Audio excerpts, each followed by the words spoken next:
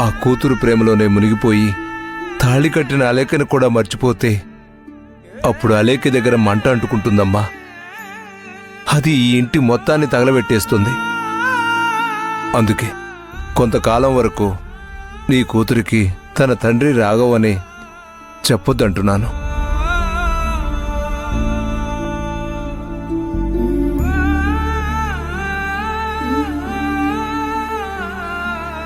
అమ్మా సుహాసిని, మా మీద ఏమాత్రం గౌరవం ఉన్నా ఈ ఒక్క విషయాన్ని దాచమ్మా. ఇంతకు మించి నిన్నేమీ అడగను.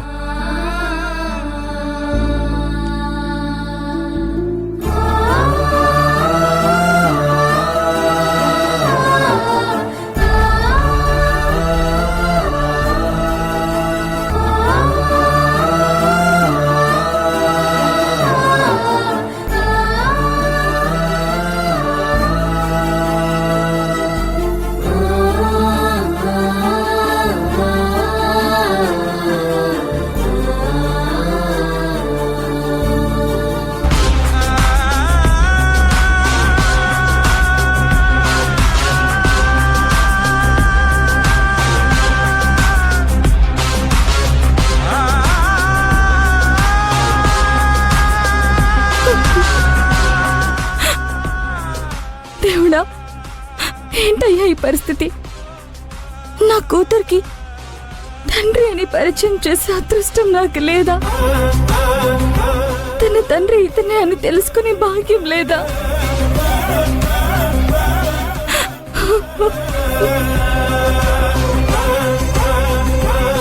సుహాసిని, నువ్వు బాధపడితే వద్దని ఆపలేను, ఏడుస్తుంటే కూడా నీ కన్నీళ్లను తొడవలేను.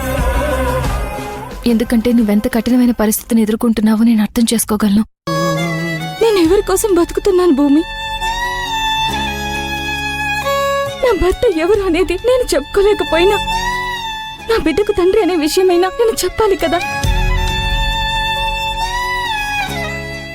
నా బిడ్డ తన తండ్రితోటి మాట్లాడాలనే ఆశ నాకుంటుంది కదా. కానీ మావయ్య గారు నీ కూతురికి తండ్రి రాఘవే అనే విషయాన్ని చెప్పొద్దు అంటున్నారేంటి? మావయ్య గారు ఒక మాట అన్నారంటే అది ఊరికే అన్నారు.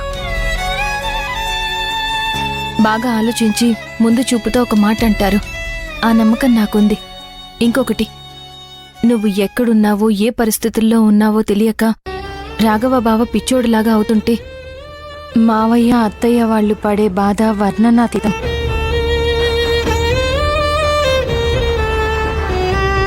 ఈ వయసులో పాపం వాళ్ళు ఎవరికీ చెప్పుకోలేని బాధ అనుభవిస్తున్నారు.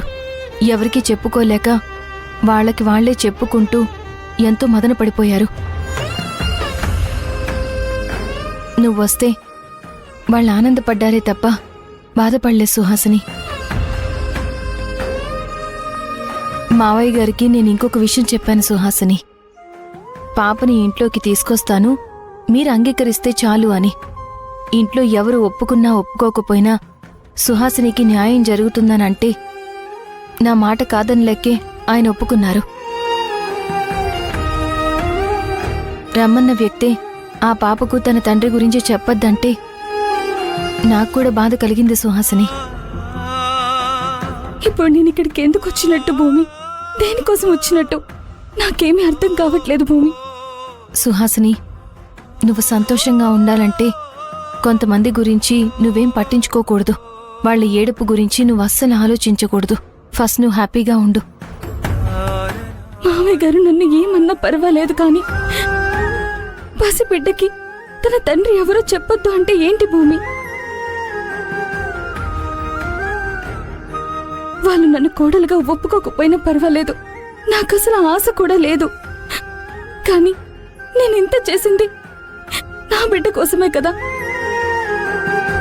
అలాంటి బిడ్డని తండ్రికి దగ్గర చేయొద్దు అని చెప్తున్నారు.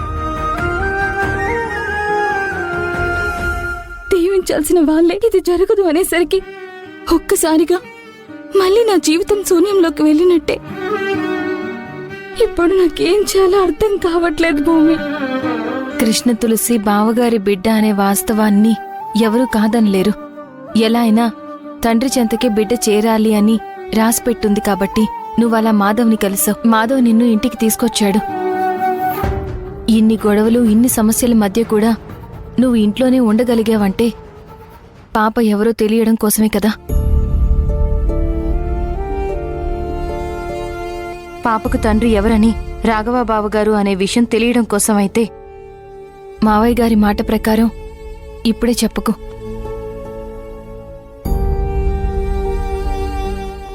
ఇన్ని గొడవలు, ఇన్ని సమస్యల మధ్య కూడా నువ్వు ఇంట్లోనే ఉండగలిగావు.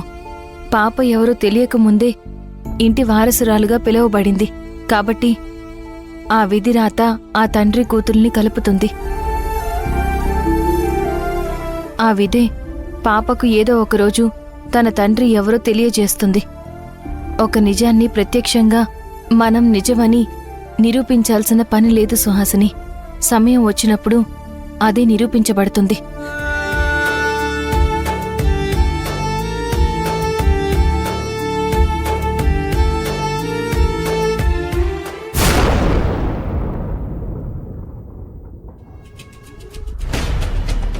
ఏంటలైక్యా, నువ్వు చెప్పేది నిజమా?